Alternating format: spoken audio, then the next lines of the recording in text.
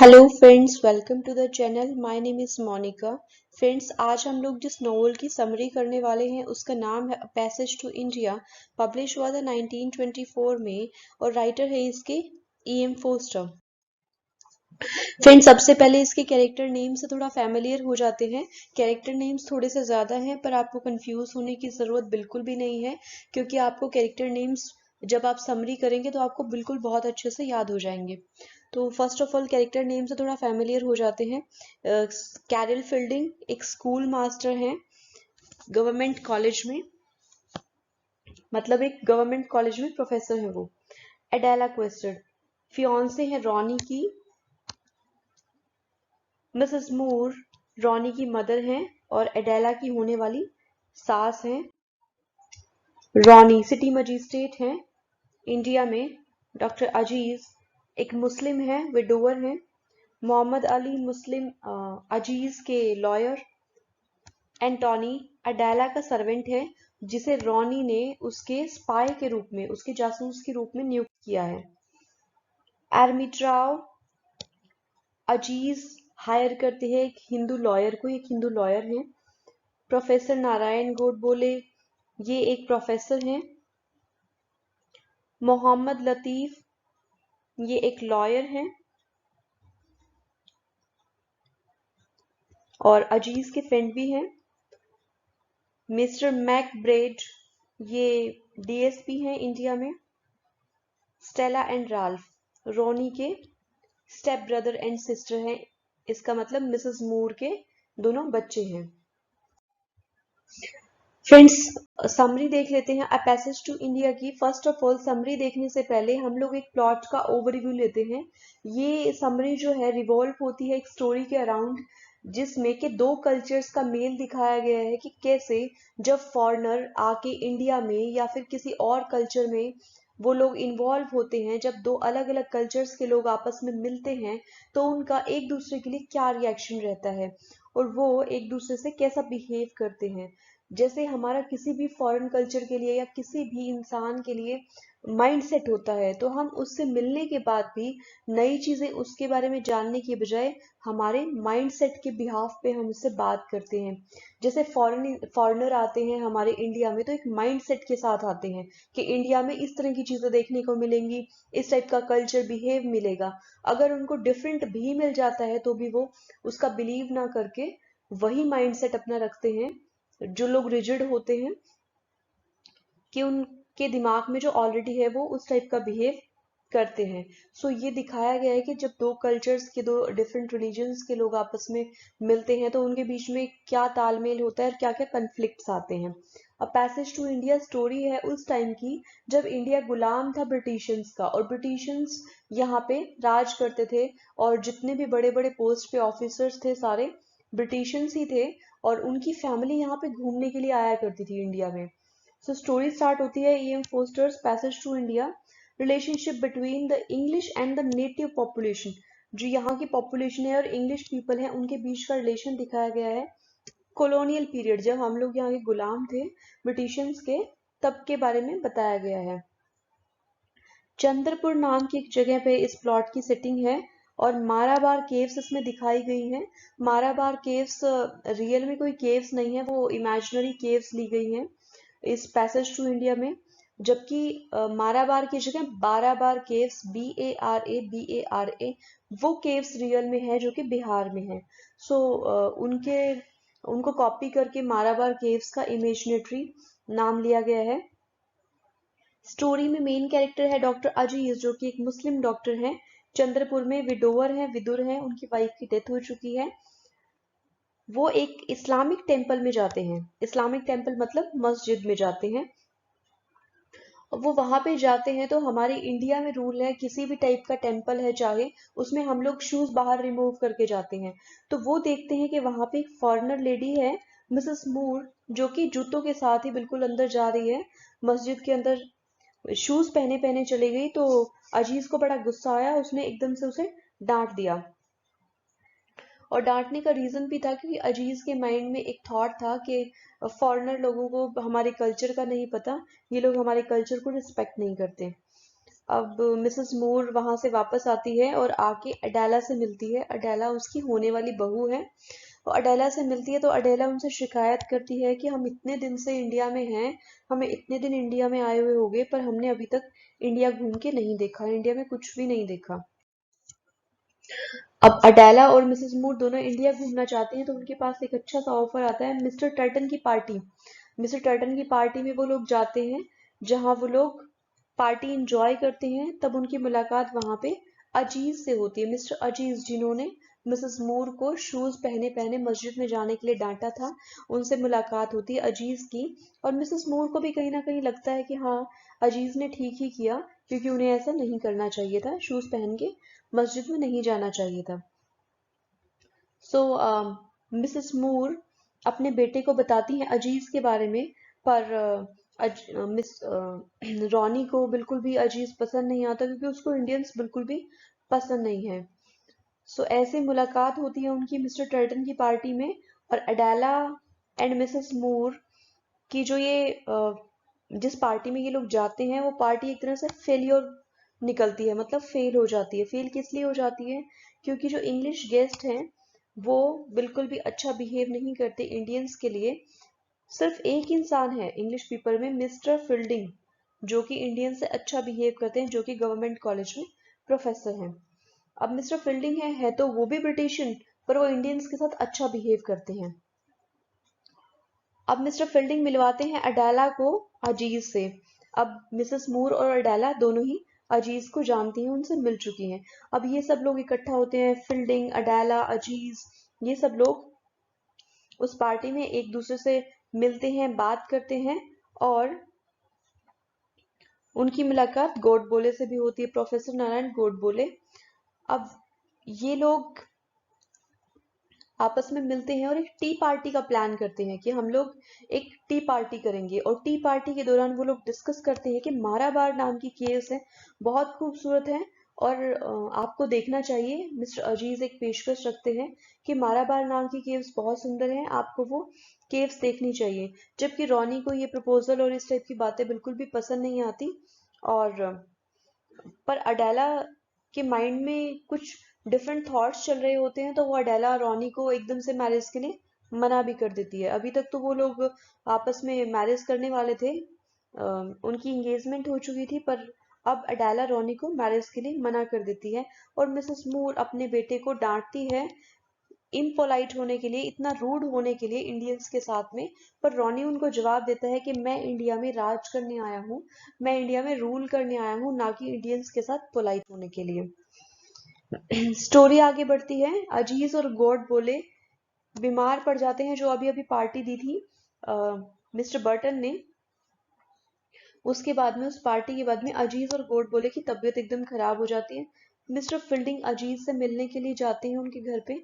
और अजीज उन्हें अपनी वाइफ की फोटो दिखाते हैं, जो कि एकदम से इस्लामिक बैकग्राउंड से बिलोंग करती थी, एक लेडी।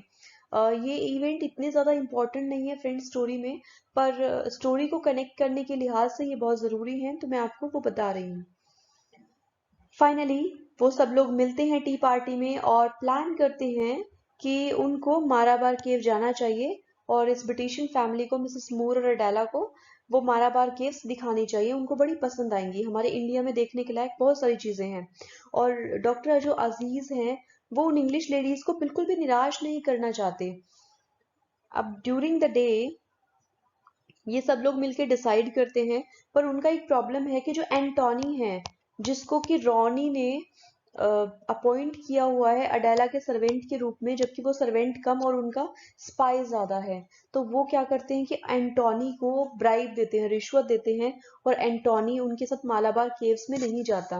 वो रिश्वत इसलिए देते हैं क्योंकि अगर उनके ऊपर कोई सैटेलाइट रहेगा, हर टाइम उनके ऊपर कोई नजर रखेगा, तो वो हर अच्छी तरह से अपनी जर्नी को एंजॉय नहीं कर पाएंगे। इसलिए वो लोग एंटोनी को रिश्वत देते हैं और एंटोनी को वहीं छोड़ देते हैं। फाइनली डिसाइड होता है नेक्स्ट डे जाने के लिए, पर फील्डिंग और गॉड बोले ट्रेन मिस कर देते हैं। और बचे अब अजीज, अडेला एंड मिसेस मूर। ये तीनों ट्रेन पकड़ लेते हैं और माराबार केव्स चले जाते हैं। अडेला और अजीज आपस में मैरिज को लेकर कुछ डिस्कशन करते हैं। तो अडेला को ऐसा आभास होता है, ऐसा उसे लगता है कि अ, अजीज उसे प्रपोज कर रहे हैं और उससे मैरिज करना चाहते हैं।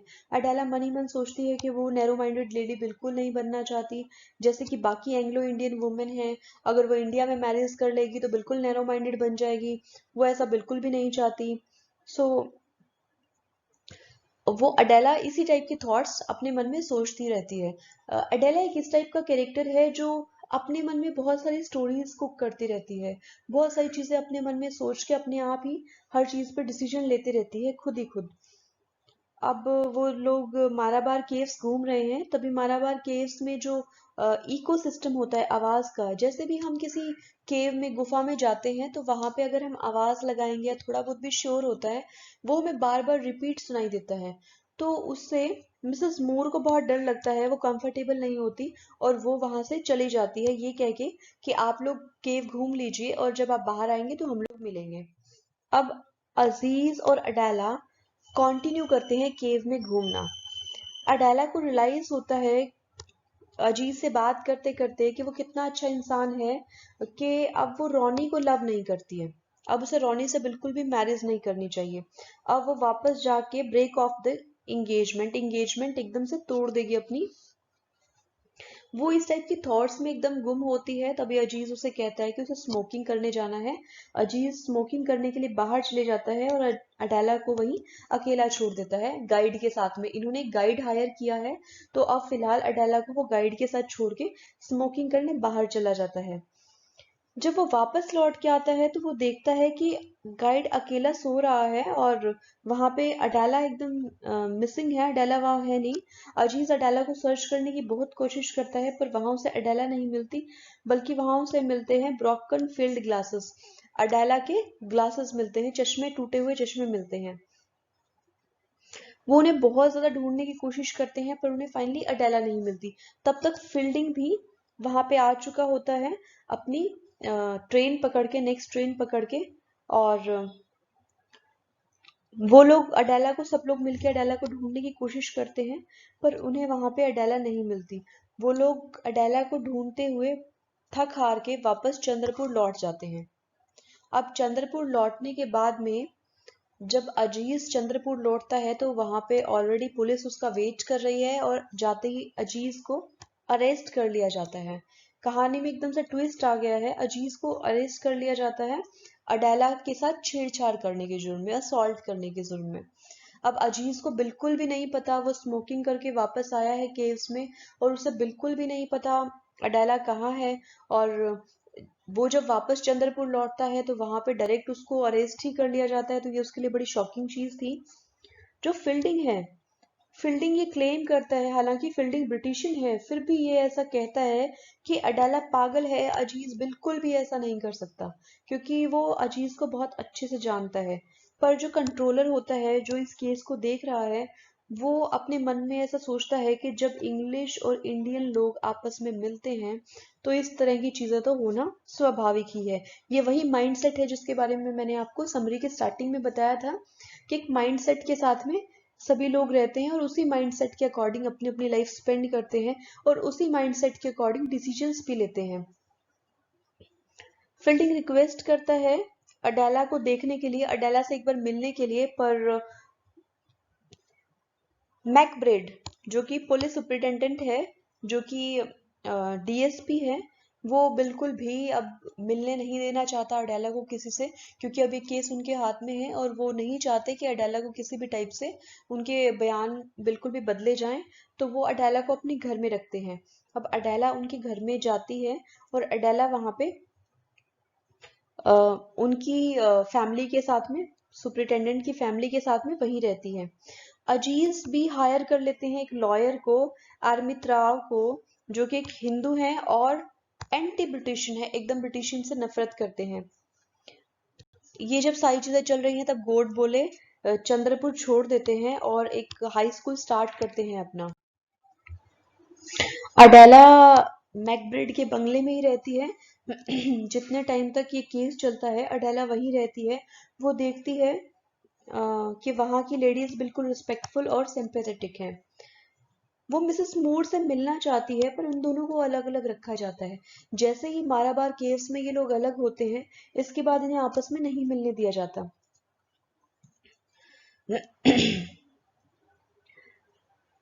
रॉनी फील्डिंग से केस के बारे में पता करते रहते हैं। अडेला को लगता है, जैसे जैसे अडेला को कुछ टाइम मिलता है सोचने के लिए, अडेला को लगता है कि ये सब कुछ गलत हो गया। अजीज की कोई गलती नहीं थी। वो रॉनी से इस बारे में कहती हैं कि मुझे लगता है कि अजीज इनोसेंट है, उनकी कोई गलती नहीं है। पर रॉनी बिल्कुल भी ऐसा नहीं चाहते कि अजीज छूट जाएं। वो चाहते हैं कि अजीज को पनिशमेंट मिले। अडेला जब when Adela sees Mrs. Moore, she is more and detached. जब फाइनली अडेला मिसेस मूर से मिलती हैं तो वो एकदम डिटैच हो चुकी हैं। वो जानती हैं कि अजीज एकदम इनोसेंट है और अडेला को ऐसा डायरेक्टली बोल भी देती हैं कि मुझे लगता है कि अजीज की कोई भी गलती नहीं है, अडेला जरूर तुम्हें कोई ना कोई मिसअंडरस्टैंडिंग हुई है। अब मिसेस मूर वहां रहना ही नहीं चाहती। इतना सब कुछ हो गया, अब मिसेस मूर इंडिया छोड़ना चाहती हैं और रोनी भी एग्री कर देते हैं कि उनको अब इंडिया छोड़ देना चाहिए। महमूद अली अजीज के एक और लॉयर हैं। वो ऐसा क्लेम करते हैं कि मिसेस मूर को जानबूझ के भेजा जा रहा है ताकि वो अजीज का नाम क्लियर ना कर दे केस में से, क्योंकि मिसेस मूर अजीज के फेवर में थी, इसलिए जानबूझ के मिसेस मूर को वापस भेजा जा रहा है। अब मैकब्रिड अडेला से पूछताछ करते हैं तो अडेला फाइनली बोल देती है कि हाँ, मुझसे गलती हुई है और मुझे लगता है कि मुझे मिसअंडरस्टैंडिंग हुई थी और अजीज की इसमें कोई गलती नहीं है। ये एक्सेप्ट कर लेती हैं अडेला। जो मिस्टर दास जज होते हैं वो रिलीज कर देते हैं अजीज को। अजीत बाइज्जत बरी हो जाते हैं। और जो ट्रायल चलता है, ट्रायल के बाद में अडेला कोर्ट रूम छोड़ के अकेले ही निकल जाती है, जबकि फील्डिंग उसके पीछे पीछे जाते हैं और उसे बहुत सेफली कॉलेज तक छोड़ के आते हैं। डॉक्टर पन्नालाल जो कि प्रोसिक्यूशन में थे, वो अजीत से माफी मांगते हैं। जब कॉलेज पहुंचते हैं फील्डिंग और अडेला, तो फील्डिंग के मन में एक इच्छा है जानने की कि अडेला ने ऐसा क्यों किया। सब कुछ ठीक चल रहा था, वो लोग घूमने गए हुए थे, पर अडेला ने ऐसा क्यों किया। तो अडेला कोई भी एक डेफिनेट आंसर नहीं दे पाती। अडेला एकदम कंफ्यूज है। अडेला ऐसा कहती है कि या तो गाइड ने मुझे असॉल्ट किया है, या तो गाइड ने छेड़छाड़ की है, या मुझे हेलुसिनेशन हुआ है, या तो मुझे कुछ आभास ऐसा हुआ है, मिसअंडरस्टैंडिंग मुझे ऐसी हुई है कि ऐसा कुछ था ही नहीं। फिर भी मुझे ऐसा लगा कि अजीज ने मुझे मैरिज प्रपोजल देने की कोशिश की है और मुझे असॉल्ट करने की कोशिश की है। तभी स्टोरी में रॉनी अराइव होता है और आके बताता है कि उनकी मदर की डेथ हो चुकी है। अपनी जीत के बाद अजीज और फील्डिंग आपस में बातचीत करते हैं तो फील्डिंग अजीज को ऐसा कहते हैं कि उन्हें अब अडेला के ऊपर वापस केस नहीं करना चाहिए, मानहानि का दावा नहीं करना चाहिए, क्योंकि इससे वो जेंटलमैन कहलाएंगे। अगर वो ऐसा करते हैं तो वो जेंटलमैन नहीं कहलाएंगे। एक लेडी के ऊपर वापस केस करना, अडेला ऑलरेडी बहुत परेशान है। तो इस तरह से फील्डिंग अडेला का फेवर लेते हैं और उसे कहते हैं कि ऐसा केस नहीं करना चाहिए। मिस्टर अजीज वापस केस तो नहीं करते, पर फिलहाल वो एंटी ब्रिटिशंस बन चुके हैं एकदम से। फील्डिंग अजीज को ये भी बताते हैं कि मिसेस मूर की डेथ हो चुकी है, जबकि बिल्कुल भी वो बिलीव नहीं करते हैं अजीज। उनको लगता है कि रॉनी ने ही अपनी मदर को मारा है ताकि वो इस केस में कुछ और ना कह सके। अडेला डिसाइड करती है कि वो इंडिया से चली जाएगी और रॉनी से मैरिज नहीं करेगी। तभी ये सारी चीजें जब चल रही थी तो अजीज कुछ रूमर सुनते हैं, कुछ अफवाहें सुनते हैं कि फील्डिंग का अफेयर चल रहा है अडेला के साथ में। अब फील्डिंग का अफेयर है अडेला के साथ में, इन सारी अफवाहों के ऊपर वो बिलीव भी कर लेते हैं अपने ह्यूमन नेचर नेचर के अकॉर्डिंग। अब उनको ना बहुत बुरा लगता है कि ये सारी जो हमारी फ्रेंडशिप थी, इसको तोड़ दिया है। मेरे दुश्मनों के साथ में फ्रेंडशिप हो गई है फील्डिंग की, क्योंकि फील्डिंग भी ब्रिटिशन है, अडेला भी ब्रिटिशन है। अजीज को ऐसा लगता है कि फील्डिंग ने अपनी फ्रेंडशिप नहीं निभाई, जबकि अपना ब्रिटिशन होना निभाया है। तो अजीज को बिल्कुल बुरा लगता है ऐसा। फील्डिंग बहुत समझाते हैं कि ऐसा कुछ भी नहीं है, फील्डिंग चंद्रपुर भी छोड़ देते हैं, जबकि अजीज को बिल्कुल भी बिलीव नहीं होता। और अजीज को लास्ट में भी यही लगता है कि फील्डिंग मैरी करेंगे अडाला से ही, कि फील्डिंग अडाला से ही शादी करेंगे लास्ट में। अब स्टोरी यहाँ से कुछ टाइम आगे चली जाती है। कुछ टाइम के बाद स्टोरी दोबारा से रिज्यूम होती है। एक टाउन है माओ नाम का, वहां पे गोड बुले फिलहाल काम करते हैं। वहां पे एक सेरेमनी है, एक फंक्शन चल रहा है, जहाँ पे ये सारे लोग फिर से इकट्ठा होते हैं। मिस्टर फील्डिंग, अजीज, ये सारे लोग इकट्ठा होते हैं। और अजीज को ऐसा पता चलता है कि फील्डिंग ने मैरिज कर ली है, फील्डिंग मैरिड है। अब अजीज उसकी वाइफ को देखना चाहते हैं। अजीज को पक्का यकीन है कि फील्डिंग ने जिससे मैरिज की है वो अडेला ही मिलेगी, जबकि ऐसा नहीं होता। फील्डिंग की वाइफ जब सामने आती है तो वो है स्टेला। स्टेला कौन है फ्रेंड्स? स्टेला है मिसेस मूर की डॉटर, जो सुतेली डॉटर मैंने बताया था, जो सुतेले भाई बहन है। मिसेस मूर के बच्चे हैं जो दो, रोनी के सुतेले भाई बहन है स्टेला, ये उनकी डॉटर है मिसेस मूर की। सो अडेला से तो मैरिज नहीं की, पर फिर भी अजीज को अच्छा नहीं लगता, क्योंकि वो फिर भी एंग्री है, क्योंकि फील्डिंग ने उनके एनिमीज से शादी कर ली है, क्योंकि वो उन्हें अपना एनिमीज मानने लग गया था, जिन्होंने उसकी इज्जत खराब की, जिन्होंने उनके ऊपर केस किया, तो वो उन्हें अपना एनिमी मानने लग गया। फिर भी ये सारी चीजों को साइड में रखते हुए अजीज रूम में एंटर करता है। अंदर जाता है तो वहां पे ऑलरेडी है राल्फ मूर, ये मिसेस मूर का बेटा, ये है मिसेस मूर का बेटा और स्टेला का ब्रदर। राल्फ और स्टेला दोनों सुतेले भाई बहन हैं रॉनी के। वहां जाते उसको और भी गुस्सा आता है अजीज को कि यहाँ पे तो राल्फ भी है, यानी सब पूरी फैमिली आई हुई है। और फील्डिंग के रिलेशनशिप्स बहुत अच्छे हैं इन फॉरेनर लोगों के साथ में। तो राल्फ बात करने लगता है मिस्टर अजीज से, और अजीज से बात करते हुए वो मिसेस मूर के बारे में बात करता है और काफी बातें और भी करता है। तो अजीज को थोड़ा अच्छा लगने लगता है बात करके राल्फ से। और फाइनली अजीज के माइंड से एकदम से सारा गुस्सा निकल जाता है, और उसके दिमाग से फील्डिंग के लिए भी बिल्कुल गुस्सा डिसअपियर हो जाता है। अब अजीज के माइंड से सारे डाउट्स धुल चुके हैं कि अडाला से फील्डिंग ने मैरिज नहीं की, और राल्फ भी कोई बुरा इंसान नहीं है, एक छोटी सी गलती की वजह से, गलत फहमी की वजह से ऐसा कुछ हो गया था। पर पूरी फैमिली में सभी लोग एकदम से खराब नहीं है। तो यहाँ पे हमारा नोवेल एंड हो जाता है, सारे डिस्प्यूट सबके खत्म हो जाते हैं, सारे कंफ्यूजन मिसअंडरस्टैंडिंग सब कुछ खत्म हो जाते हैं।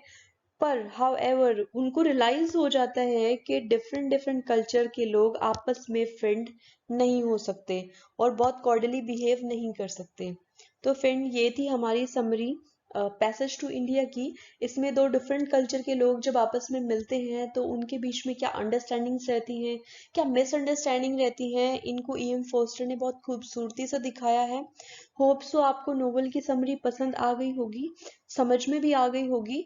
अगर आपको समरी समझ में नहीं आती है तो आप नोवेल को रिवाइंड करके देख सकते हैं, पॉज करके दोबारा से देख सकते हैं, आपको बिल्कुल अच्छे से क्लियर हो जाएगी। और फ्रेंड्स ऐसी और समरीज के साथ फिर से मुलाकात होगी, तब तक के लिए stay healthy, stay fit. Thank you so much.